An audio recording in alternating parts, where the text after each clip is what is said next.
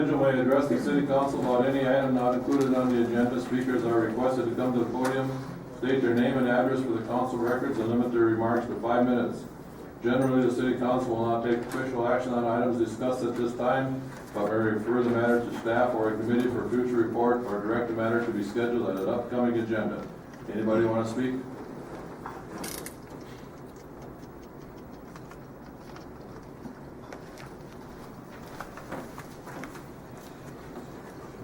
Robin Hensel, 807 First Street Southeast. I was going to play the recording that I didn't get a chance to finish last week. I'm going to save that until the September 4th meeting. There are other things I think are more important for this evening. The one thing I would like to comment on is that the mayor's comments following my comments last time were, in my opinion, a bit of her own crisis management. These are some interesting and important facts that I think citizens of Little Falls might be interested in knowing about. There are 4 working session audio tapes missing between the dates of September 2011 and December 2011, the time that led up to the city demanding my signs be removed. Very suspicious. Lori Cosella is responsible for doing the recording and maintaining the public data. Part of Lori Cosella's job duties include educating the council on laws pertaining to resolutions so that the council can do their job correctly. It's right in her written description of her job description. This includes data practice and open meeting laws. In a charter city as Little Falls is, Kathy, the mayor, is the chief of police's supervisor. Not sure if everyone was aware of that. As a side note, Alderman Crowder suggested there be a designated time during council meetings for council people to share the constituent complaints they have received. That was at the last council meeting. There is not a time at meetings now, and I encourage council to provide for that time at future meetings, especially because Dan Vogt, the new city administrator that's just been hired, stated in his interview that he's very public friendly and that he feels that everyone just needs to be and wants to be listened to, and that there be much more citizen input. Getting back to Alderman Crowder, many residents tell him their concerns. Evidently they're comfortable sharing with him and expect him to follow through. In the last six months, I've witnessed the city attorney, staff, and other council people treating Alderman Crowder with much disrespect. And I would request that this cease from here on. I too have been the recipient of some of that disrespect. It's not appropriate and it's not professional.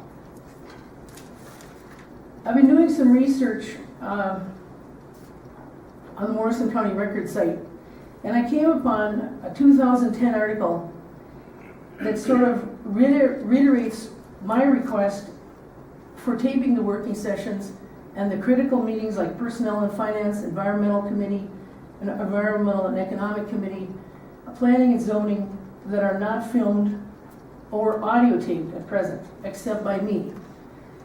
These are comments that were made in this 2010 article of the Morrison County Record. When we had the discussion meetings before, it was in the city council chambers during this council meeting.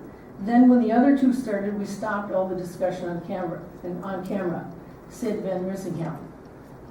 We need to let the public hear the discussion, said Mayor Kathy Van Rissingham. If televised, these meetings would have to be held in the council chambers, this large room we're in right now, where the cameras are set up. Now the discussion is in that little room and the public is totally missing out on everything being discussed, she said. It looks like everything is just cut and dried and we're making decisions. We're actually working things out in the other meetings. When the council discussion was taped, Van Rissingham and Jerry Abraham, who manages the local access television station, told her the city council meetings were the most watched segments on Channel 6 because we were getting that discussion in, said Van Rissingham. People, she said, were being educated on the issues. Van Rissingham admitted the conference room is not inviting to the public. I would agree with that. Van Rissingham said that those meetings were videotaped when she first came on as mayor in 2007. Casella said 3 years ago when the new members were elected to the council, that would have been in 2007. It was requested that at some point in time, those discussions be moved from the conference room to the council chambers and be taped. Alderman Crowder questioned whether the planning and zoning and personnel and finance meetings could be televised. Those meetings, held prior to the work sessions in a small conference room at City Hall, are where the council discusses issues before the formal discussions are made during the meeting. Councilwoman Sharon Hogan said she felt uncomfortable using the name of a constituent with a complaint while on camera. And this is mine speaking here. It is law that it's kept confidential. So why she wasn't educated about that, I have no idea. Where the council can meet without violating where can the council meet without violating open meeting laws? Asked Councilman Lauren Boyum, who came on board in March to fill Mike Doucette's vacated seat. We'll have to monitor the increase or decrease of parking lot activity discussions in the parking lot. Crowder said training received by new council members through the League of Minnesota Cities outlined what is considered legal as far as meetings and discussion between 3 or more council members constitute a public meeting.